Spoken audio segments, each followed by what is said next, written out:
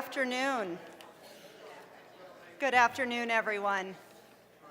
I am Dr. Victoria Ramirez, the director of the El Paso Museum of Art, and it is my privilege to welcome you to today's celebration of the life of John Hauser. Artists like John Hauser make an indelible mark on their community, not only by the work that they leave behind, that they do during their lifetime, but the artistic legacy that they leave behind. For El Paso, Hauser is a particularly important artist. His signature work, The Equestrian, serves as a prominent beacon for the El Paso International Airport. His inspiring vision of creating 12 bronze figures to honor those who define the Pass of the North exemplify Hauser's artistic skill, his interest in history, and of course his passion for the region. As such, it is particularly fitting that we are gathered to celebrate his life. On behalf of the City of El Paso, we are proud to be hosting today's service here at the El Paso Museum of Art. I thank you for joining us today, and please enjoy today's celebration. It's now my pleasure to welcome to the podium Kenna Ramirez, one of the dynamic women who really made today happen. Kenna. Dr. Ramirez, thank you for that warm welcome. Victoria, gracias por tan cálida bienvenida.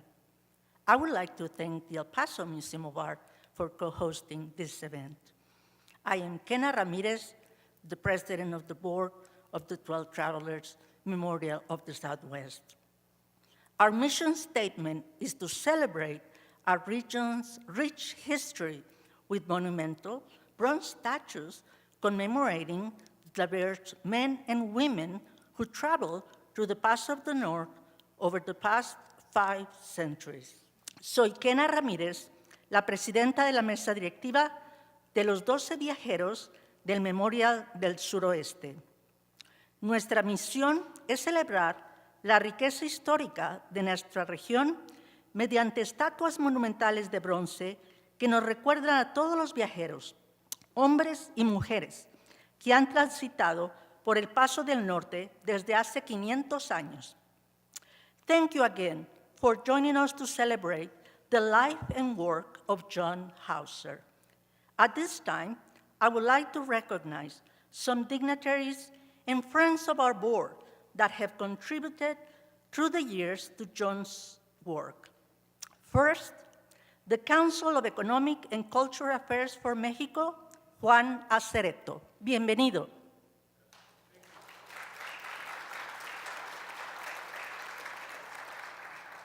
The Honorary Council from Spain, Marta Vera.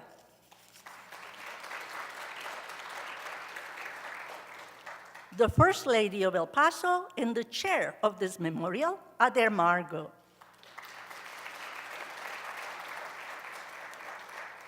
The County Commissioner, Carlos León.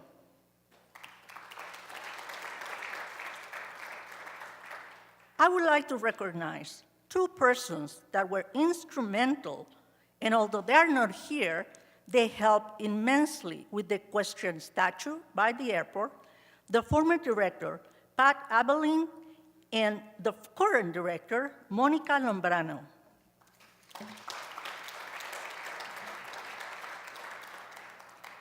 Next, Louis McKee, president of the Robert E. and Evelyn McKee Foundation.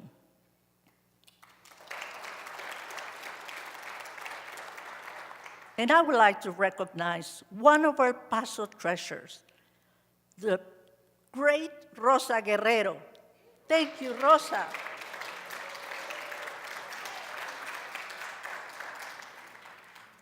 I would like to recognize 3 former presidents of the 12 Travelers Board, Antonio Piña, Max Prestige, and Keith James. Thank you. And also a former board member and her husband, Ann Brown and Sonny Brown. Thank you. And also the current board. And although she's not here, Catherine Brennan, my wonderful co-pilot on this, Jody Schwartz, and, oh, Catherine, you just walked in. And please, the current board, could you all please stand up and be recognized?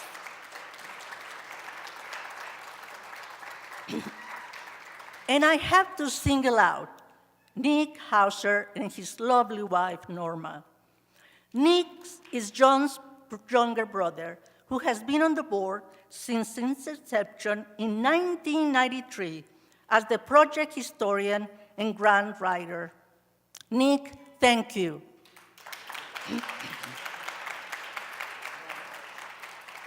Other members of the Hauser family in attendance are Ethan Hauser, who will continue the 12 Travelers Project as the sole sculptor, following in his father's footsteps with his amazing talent. Ethan, thank you. He is here with his lovely wife, Erin. Erin, thank you also for being here. We have also John's other son, Devlin. Devlin, where are you? Thank you for being here.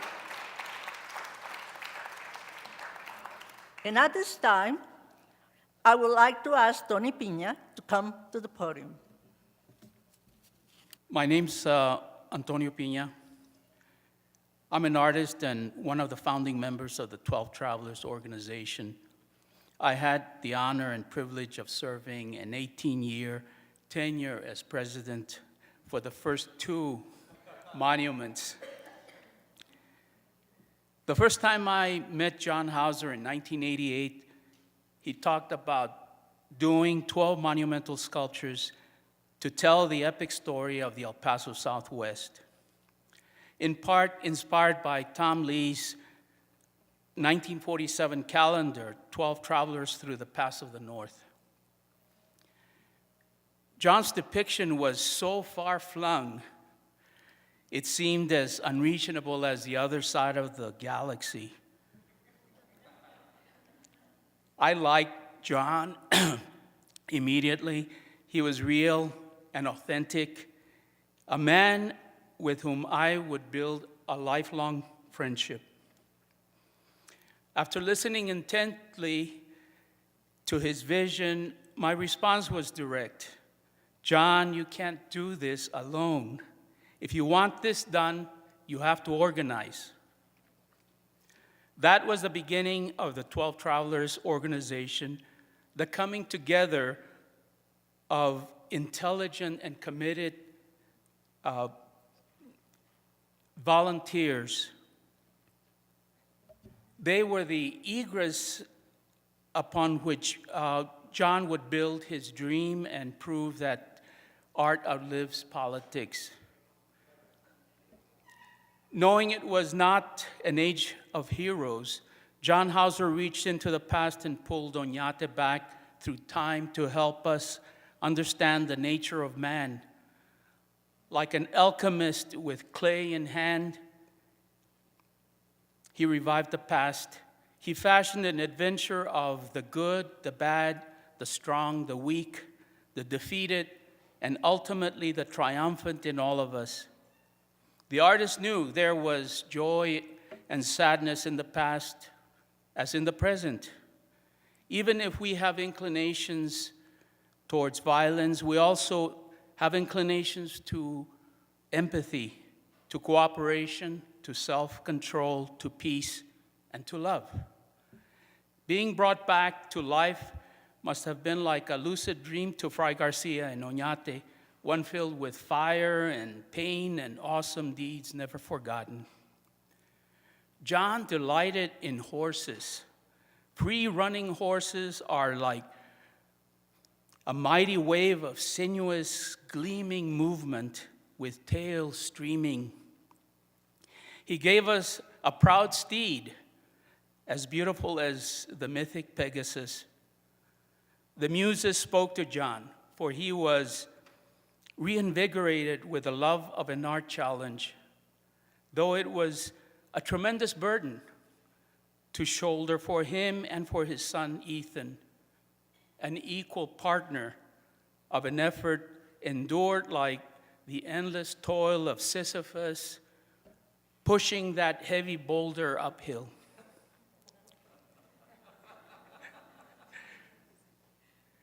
John knew that men must act with courage, for they will die anyway when it is their time. Meeting the uncertain swiftness of life's passing like a shadow in a dream. He succeeded to do what was never before attempted, for he knew no bard sings in praise of failure and defeat. The Roman poet Ovid in the Metamorphoses describes Daedalus. He says, and he applies his mind to unknown arts and changes the laws of nature. Using Daedalus as a stand-in, perhaps the poet depicts the ultimate and ideal artist that reveals the shroud between mortality and immortality. Certainly, John Hauser now stands among these. He may be gone in body, but his spirit lives in the art that he left us. Yes, the clay our sculptor used has returned to an artless lump of earth. The hammer and anvil are quiet. The molten metal pours no more from a hot crucible. And the ordeals and trials the artist suffered are a memory. But make no mistake, John Hauser's life was one of sparks that flew like stars in the sky. And who knows, these may have reached the other side of the Milky Way by now. It gives me great pleasure to introduce a young man whom I have seen develop into an outstanding artist. He has been an equal partner. He is a sculptor whom we hold high in regard.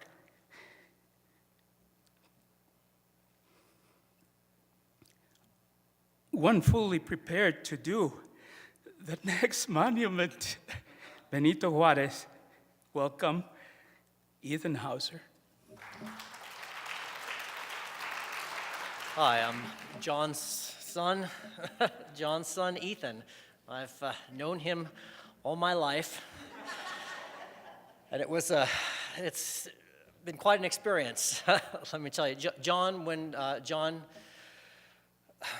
when he was growing up, his father, Ivan Hauser, worked with Gutzen Borgelmann on Mount Rushmore. So John had a very early introduction to art, and not just a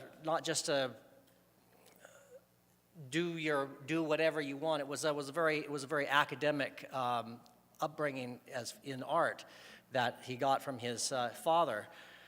And when I first started to get to know my dad, when I was just a little tiny child, it rubbed off on me too. And he would bring me up on his lap, and he would have art books that we would look through together and look at the paintings and look at the sculptures. He would take a piece of tracing paper, lay it over the pictures, and then with his pencil he would teach me about the composition and help me understand how these compositions of, say, Caravaggio would sort of like make sense in a way. How one line would lead from one spot and over to a center of interest over here, and it was an amazing experience. He would also take these art books and talk to me about the history, what was going on in the world during that time, what it must have been like for the artist who was creating that piece. You know, what sort of life they had, how it was different. It was, and it would help me put my life in perspective and give me a nice nice sense of history, nice history lesson, and a way to really make those things stick. When I was growing up, I had a collection. It was almost like a natural history museum. I had blowguns from trips to Ecuador. I had old coins from all over the world, a collection of skulls, including a human skull. Actually, I don't know where that is now. But yeah, as a small child, all kinds of different little treasures that I had growing up, and a lot of them were from travels that I had with my father, and I was very fortunate to be able to travel with him. We went down into Ecuador. John's brother Nick was working with the Peace Corps at the time, and we had an amazing vacation there. We went down to Quito. We went from Quito, took a crazy bus trip along the side of this mountain, winding in the rain and everything. It was quite dangerous, I think. I was actually up on top of the bus, holding on. And there were some chickens and everything up there. It was that was quite an experience. We get there, we take a very small plane and go to a place we went from Macas to Maki, and that was where we met the Ashuar Indians, and they were not putting on any sort of National Geographic show for us. This is the way that they lived. They had achiote on their faces and feathers through their nostrils, and it was amazing. It was an amazing trip. He would just make friends wherever he went, and also wherever he went, he would be painting, and he loved to paint from life. I remember when we were in the United States, Halloween, which happened to be his birthday. He was born on Halloween, 1935, and that was always a fun time for me growing up too. And he and I would work on Halloween costumes together, and some of them were pretty elaborate. Some pieces of foam that we would sew and pucker the foam so that they just made these huge grotesque masks that he would paint. One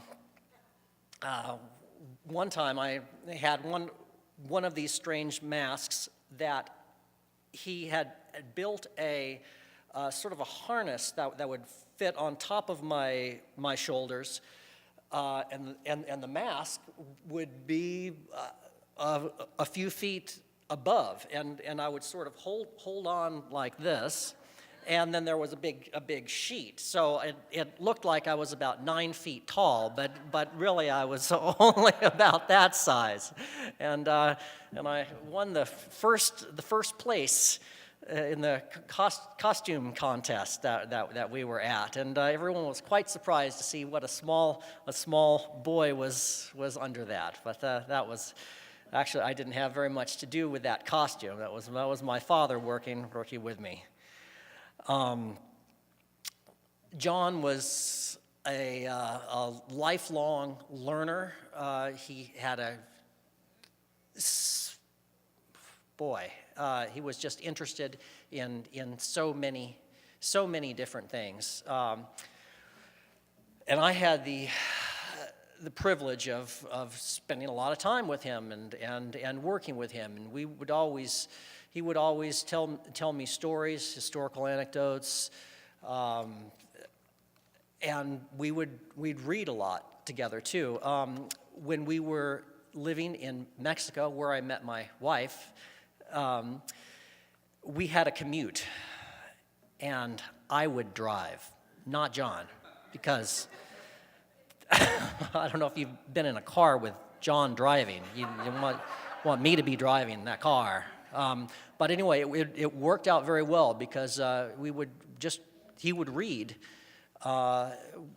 We read The Elegant Universe by Brian Greene, which is about cosmology and string theory and everything. A lot of popular science we would read. We would read history. We read the Atom by Isaac Asimov, and it was a really nice time for us, even though it was a long commute every day. But it was very nice just to be able to discuss what we were reading. It was like having a book on tape, except you could say, what was that part again? And then what did that mean? And it was a wonderful experience. John always enjoyed the company of others, and would always be the last one to leave a party. And he would always be the one there regaling a group with some of his crazy stories. And boy, he had so many of them.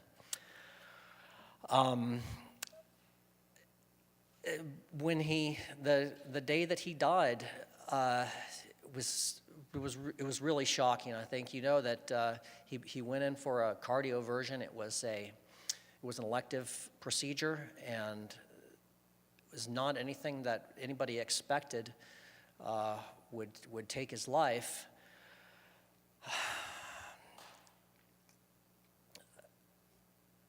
He was. We had a WhatsApp group chat, and I was in Baltimore at the time. I didn't think that this was going to be any reason for me to join him, because it just didn't seem like the procedure was that serious. And I guess the procedure was a success. But in the WhatsApp group chat, I wanted to say that he had texted.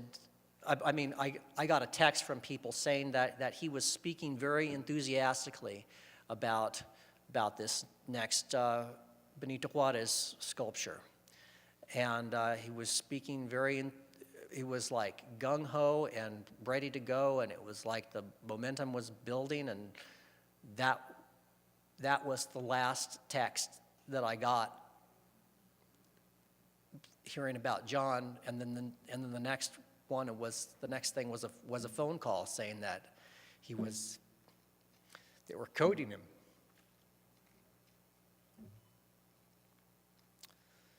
So I don't know. John has touched all of our lives, and he was really one of a kind. He had a great sense of adventure. He had so much knowledge in his head, and never raised his voice. He always kept his composure. Also, when we were backtrack a little bit, we were taking a trip in Italy a few years ago, and we drove up from the Amalfi Coast, along the Amalfi Coast, and John had been painting in Sicily and had a great number of new paintings, and he was planning on having a show, and he was really looking forward to it. We were driving at night, and we needed to find a hotel, and we found a hotel, and had a guy who we assumed worked there, and we asked where the parking was, and he said, well, we have 24-hour parking here, and the cars are being watched 24 hours by us. Just go on in, and we went in, and the next morning the car was gone. All of his paintings on that trip that he had been working for months and months on, accumulating, they were all gone with everything. And I was just furious, but helpless and frustrated, he was very calm and collected, and he said, Ethan, you're getting upset, but when you get upset like this, the only person that you're hurting is yourself. There's nothing that we can do about it, and you don't want to be hurting yourself, especially after something like this happened. So forget it. And it's like, well, yeah, I guess that's true, I guess. There isn't anything I can do. And yes, getting upset and frustrated like that is not productive at all. So that made a big impression on me. Anyway, John made a big impression on me. That's all.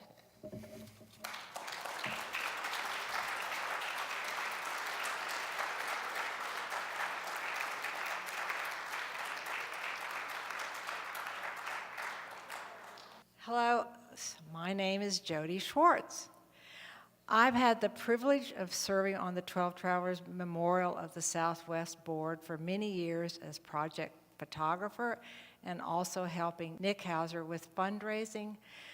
I've now proudly serve on the advisory board, very proudly. And I'm so happy that the project is continuing on as John would have wanted to.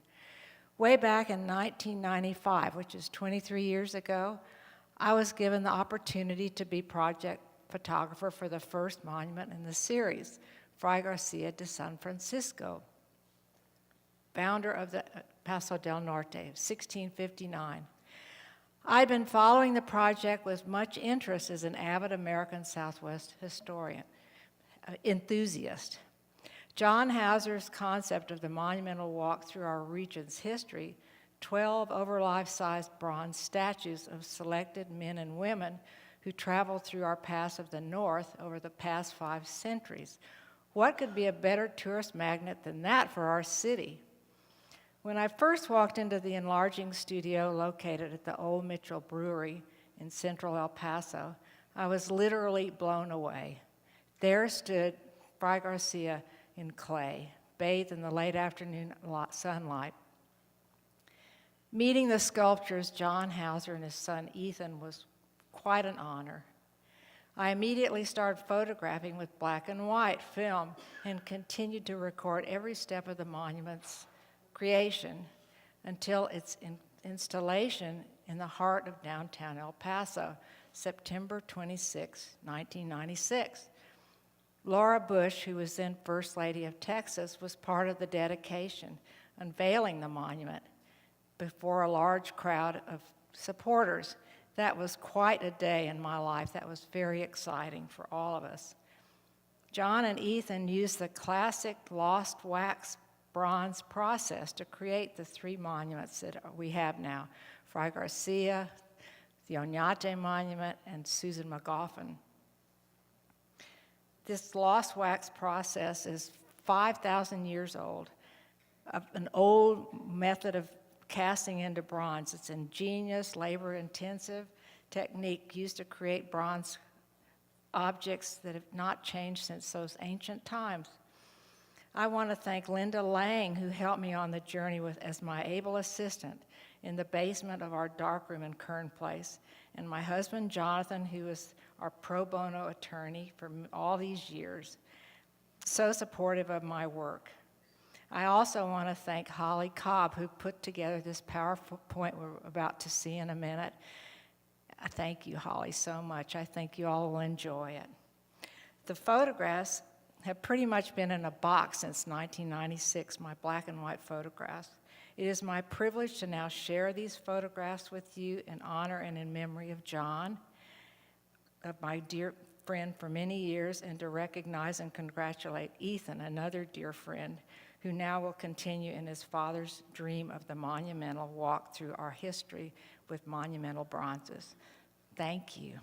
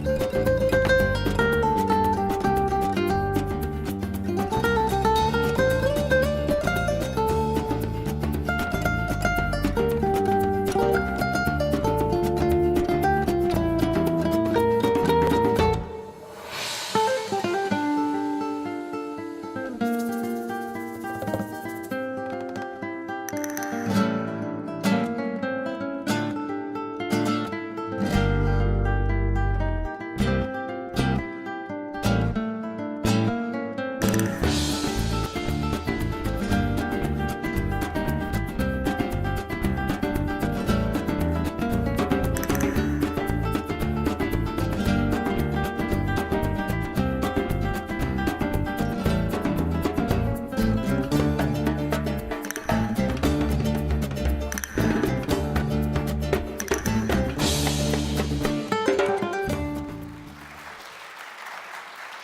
you see how labor intensive that is, right?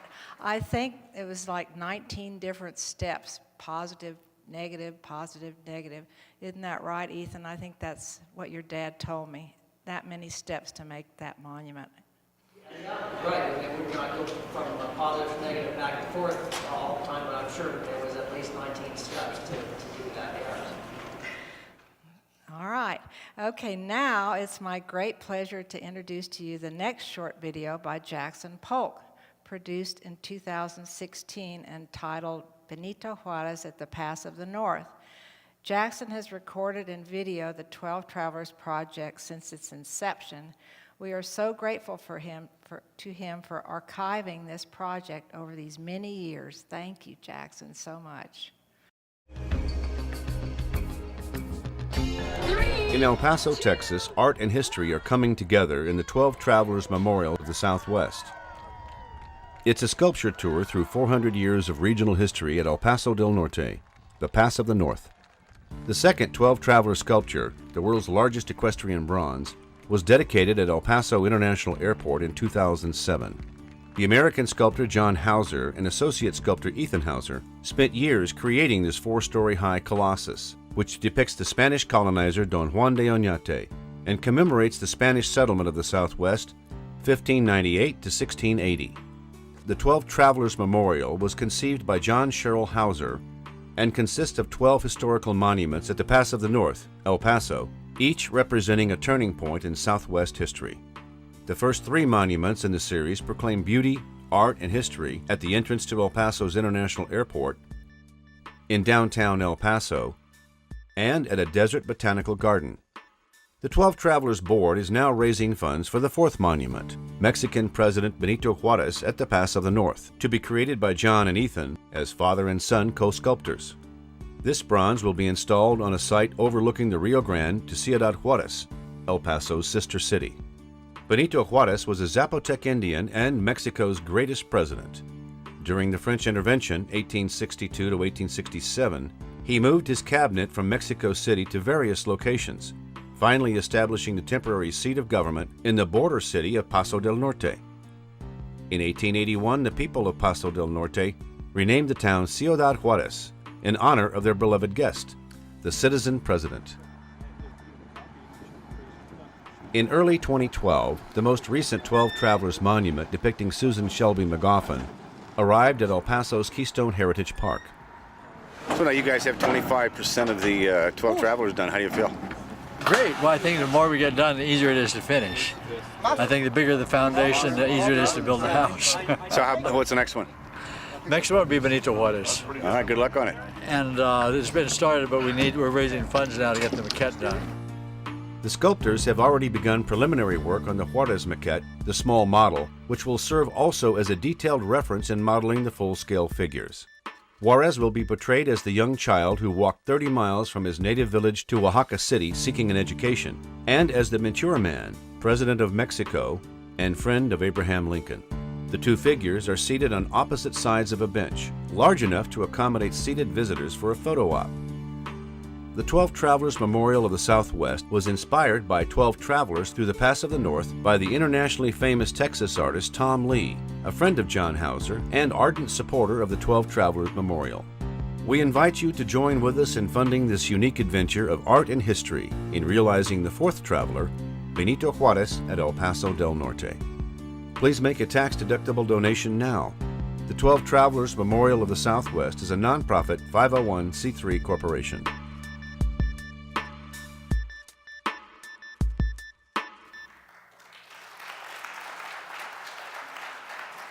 First of all, I neglected to recognize an elected official, the war captain from Isleta del Sur Pueblo, Javier Loera. Thank you. Welcome.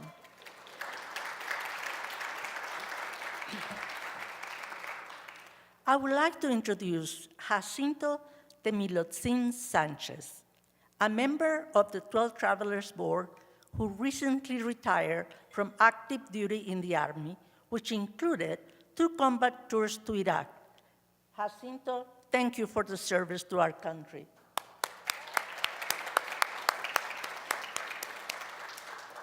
His father was a well-known poet, Dr. Ricardo Sanchez, and a close friend of John Hauser, an early supporter of the 12 Travelers.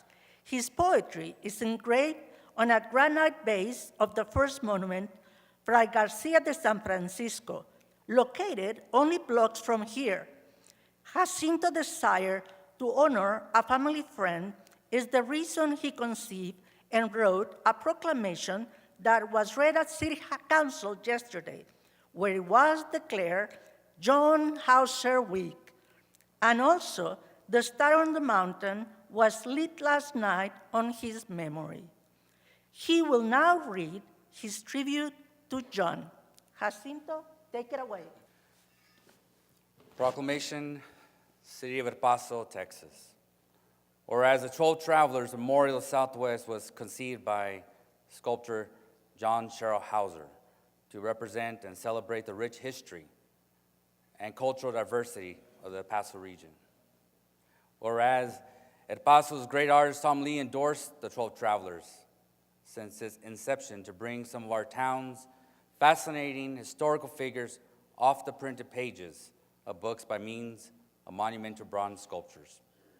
Whereas the family lineage of great sculptors from John Sherrill Hauser's father Ivan Hauser, assistant sculptor at Mount Rushmore, and John Sherrill Hauser's son and 12 Traveler co-sculptor Ethan Taliesin Hauser, have together sculpted the first 3 monuments, Fray Garcia de San Francisco, Susan Shelby McGoffin, and the equestrian, also known as Don Juan de Oñate.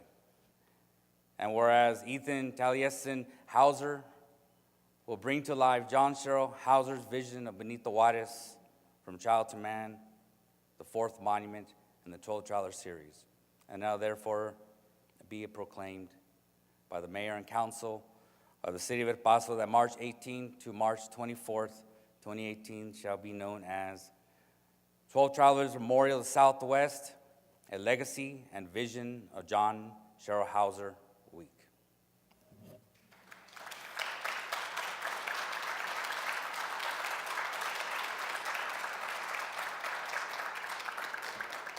And I'd like to introduce our El Paso's First Lady, Adair Margot.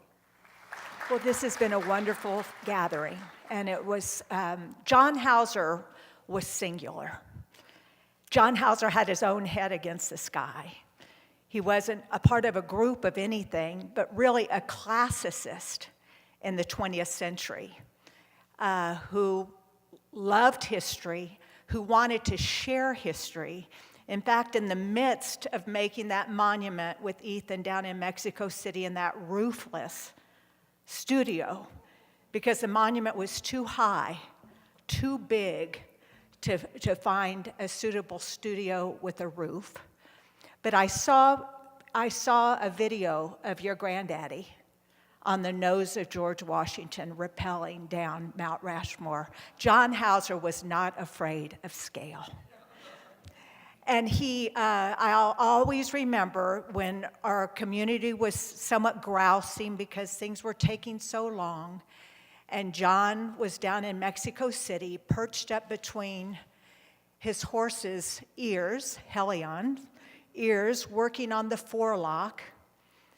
And you can understand how people raising money here would say, hurry up, come on, no one can see it. He said the gods would know, which is just like the Greek sculptors did in doing the Parthenon, those marvelous, timeless sculptures of gods and horses in the pediments of the Parthenon. When they finished the backs of those, which nobody could see, they also said, the gods will know. And John said, and you know, I'll know. And it needs to be just right. So we're so fortunate to have had John Hauser in our midst, having left us with the monument of Fray Garcia de San Francisco that reminds us of the mission in Ciudad Juarez, the Misión of Nuestra Señora de Guadalupe, the first builder at the Paso of the North. And the thing is with Nick, Nick and John together as a team researching, as they were doing these projects all along they wanted to share. You know, in the airport, I still see those shaped like the missions to share the history of El Paso with everyone so that we would be aware. And when you go to the mission in Juarez, there is a maquette standing there in the front of the Misión de Nuestra Señora de Guadalupe that reflects our big monument on this side. And then that oñate, I was one who saw, I was a latecomer. You know, you have these people that have been at it so long and seeing those big pieces on those, I mean, it was just moving. Tom Lee had said, let the man achieve his dream. Let the man achieve his dream. Aspire to what no one thought was possible. And it is just an extraordinary piece. I took a picture of my granddaughter. It'll be something that we'll all stand by and look up. In fact, Holly Cobb, who did the film for Jody, she is working on a curricula now, The Mighty Horses of the Camino Real. And what we're going to look at is John Hauser and that sculpture and the coming of the horse and the colonization of New Mexico. The aspiration and really standing in awe that we little men live where heroes once walked the inviolate earth. That's what Tom Lee's mural says at the Paso of the North mural in our 1938 federal courthouse. Tom and John were friends. When Tom first met John, he said, finally, a real artist. His kind of artist, a classicist in the 21st century who would go through all that labor, the work, the joy of the work, because it vale la pena. It's worth the pain. It's worth the pain to get it, and our history was worth it. And Ethan mentioned that the Benito Juarez, the day I'd received that email from you, that John was so enthusiastic about that next monument. And John, this is the kind of man he was too. I remember him saying that decades ago, he was down in that little village where Benito Juarez, San Pablo Galatao, is that how you pronounce Galatao? Galatao, and he was sitting on a bench in this little placita, and he said a little boy came up to him, and he looked just like Benito Juarez. He even had a dog bite on his face, which Benito Juarez had. He was he was living in history and looking for those signs of what he should do, and he knew he wanted to do that little boy. And he also knew that he wanted to show that little boy on a bench, a Zapotec Indian boy, sheep herder, who without the privilege of an education never could have become anything. That he rose to become the greatest president of Mexico, and he is seated on that bench next to the little boy. And it's been in the works for a long time, and all of us, I mean, Jody, all these people that have been part of it for so long, when I saw those big pieces of the oñate, I said, because they were all kind of bent over, they were tired. How can you be bent over when you see that? And that's when I said, we will invite the President's Committee on the Arts and the Humanities that I happened to be chairing then. So we invited all the top officials from the United States and Mexico. That monument drew many of them to El Paso for the very first time. So it's part of our responsibility now, I think, to ensure that Ethan completes this next monument. The maquette you will see outside. There's opportunities to give outside. Really, we can give in memory of John. We can give in honor of a favorite teacher who gave us education. or a loved one for Christmas, or whatever we want to give to, but any gift of $1,000 or more, your name will be there, cast in bronze, with that lasting monument to our history and our heritage. So I encourage you all to participate in that and be part of this vision of John Hauser, which will continue through his son, Ethan. It's been a privilege to be here, and thank you very much for coming.